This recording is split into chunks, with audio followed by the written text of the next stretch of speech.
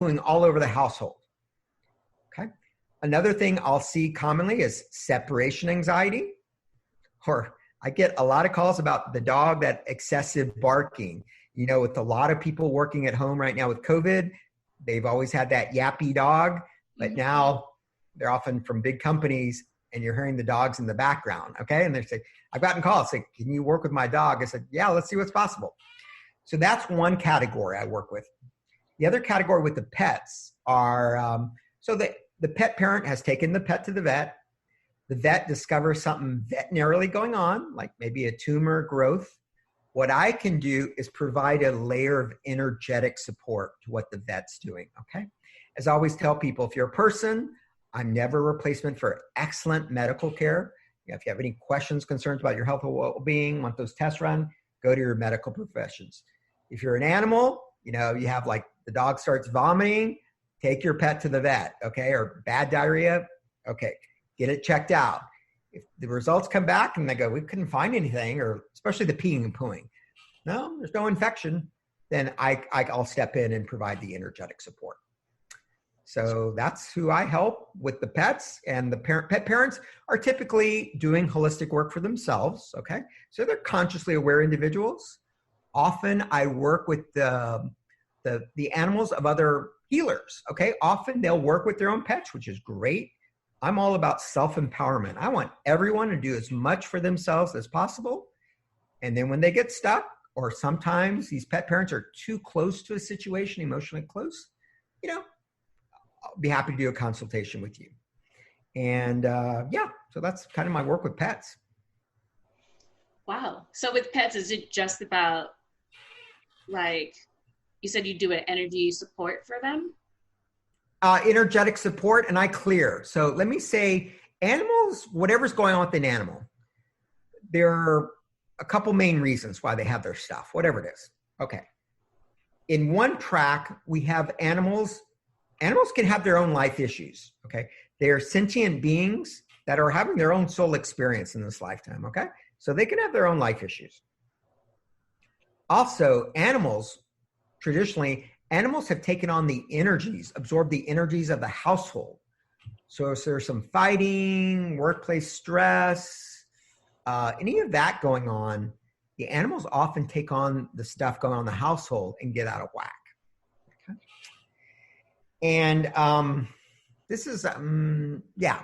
And then something in the last 2 months that's popped up in my sessions, consultations, is I call them animals as pointers. So the energy initially is taking me to an animal, but the animal hasn't absorbed it, but I see like an animal pointing to a human, it's always been humans, that they need some healing, okay? So often what happens when I'm doing a consultation with a pet, if the pet parent's here, I'll say, looks like you could use a little touch up with this. Is it okay? Do I have permission to work with your field? Oh yeah, please. Yeah, it'd be great. So I work with the animal and do a little, real quick touch up on the person. So animals as pointers. And then the latest thing I've seen in the last 2 weeks, and this is really cool, is the animals are sometimes standing in, they're proxying, they're doing healing, often on behalf of other humans, okay? They either see it as their mission or their job, at least for a period of time, to heal someone else. So they're healing someone else, but taking on all the energies from that healing they're doing for that other person on behalf. So that's, you know, not as common, but I've seen that 3 cases in the last month, which it used to never come up. Again, I'm blown. Wow. Yeah. Yeah, I never know what will show up. Each case is unique. 2 dogs will have their peeing and pooing for completely different reasons. I recently saw that. I was working with a dog with excessive barking issues and aggression toward their dogs. One of the factors, and it you know, took a little bit of period of time, was that the dog was being a proxy for the ex-partner of the pet parent. Okay. So on situations like that, again, I always ask permission. I can energetically ask permission, but I'm very careful. I always make sure, is it okay if I work with that X. And for that case, I got to know. So I said, okay, ideally I'd be able to clear the X, but I don't have his permission. So I devised a workaround where it helped, but I finally got the explicit permission of the X. So, and then things moved along even further. So, yeah. That's so interesting. Yeah. Animals are, they have their own soul evolutions. They have their own stories. If generally speaking, as a rule of thumb, animals will change faster than humans. For the most part, they're not invested in their stories.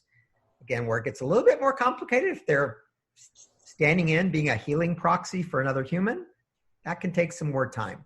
Or the other case is if, like, people out there have a rescue pet, an animal that went through trauma and abuse, they went through some really tough stuff. The changes, whatever we'd like to see improve, happens over a period of time. Okay, that will take some time. Oh, that's so cool. It's so interesting. It's not every day you meet someone that does what you do. Yeah, no. Can I talk a little bit about the spaces? Do we have a little bit of time? Oh, yeah, we do. Yes, I want to know about the spaces. Okay, spaces. So last piece I do is I do space clearings, remote space clearings. So probably all of us, even if we're not per se into this Reiki energy stuff that Mark is talking about, we've probably all been in a space. Have you ever been in a space, Rockshana, where you walk and you go, oh, God, I just got to get out of here? Have you ever been in a place like that? I have. Yeah. Okay. So we just know the energy's off. And what I have is intuitive gifts and abilities to read remotely the energy with the person's permission, again, and see what non-beneficial energies are making that place wonky. One of my favorite healers, his name is Raymond Grace, Raymon Grace, Grace. He was the guest on my show about 3 months ago. Actually, I just rebroadcast him this week. Anyway, he says some of the places with the wonkiest energies are schools, hospitals, jails, courthouses, and the place he says, again, I'm just going to throw it out there, churches. So again, every place, even our home space can accumulate, non-beneficial energies. For a person, it may be that place that maybe they got a new home. It's beautiful, gorgeous, everything they wanted. And they walk in, they're always just kind of getting this weird feeling. So sometimes, let's say it was a house that went through foreclosure, and maybe the people that lost it were experiencing a lot of sadness and financial hardship. People can leave their energetic imprint on spaces. Even, let's say, there's stories of people, and in the South or different parts of the U.S. that maybe, now with the expansion of a lot of the urban areas that are building out, I guess call them the exurbs, that used to be like Civil War fields, right? Battlefields. Those can have wonky energies because lots of times, people died there, they became ghosts, they still don't know they're dead and still roaming for another 120 years. So, I clear all that. And it's a lot of fun. Oh man, that's so cool. Yeah. Yes. Yeah, I've done a few healing demos on my show. Sometimes I do a special edition of my show, or just do live mini healings. Sometimes the focus is more on people. I do mini healings in 5 minutes, so people get a good sample. I move fast. And, they just feed back the information of how they're feeling. And I've done some. It's been a while since I did a show dedicated to space clearings. I'm going to put that back on the calendar soon. That's fascinating. That is so fascinating. And then when you speak at engagements, what do you usually talk about? Yeah, what I typically talk about for a lot of people, so this work is new. I guess what I most typically talk about is I do demo presentations of my work, okay? I give a brief overview, who I am, what I do, how I got started in this. Very, very brief overview, like the body code or modality I'm going to kind of highlight.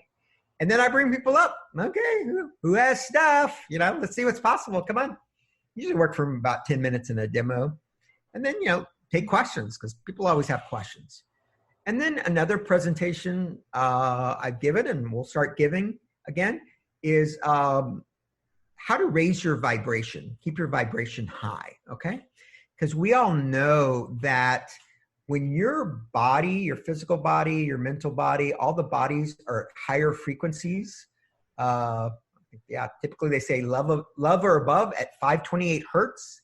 The 528 hertz is also the miracle frequencies. Okay, if you're at that state, you're in pretty good energetic state and physical health, okay? Whenever people develop what Western medical doctors call disease, cancer, diabetes, there's usually at least lower frequencies in the field, okay? I'm not saying everything is just corrected in 2 seconds, but sometimes it is.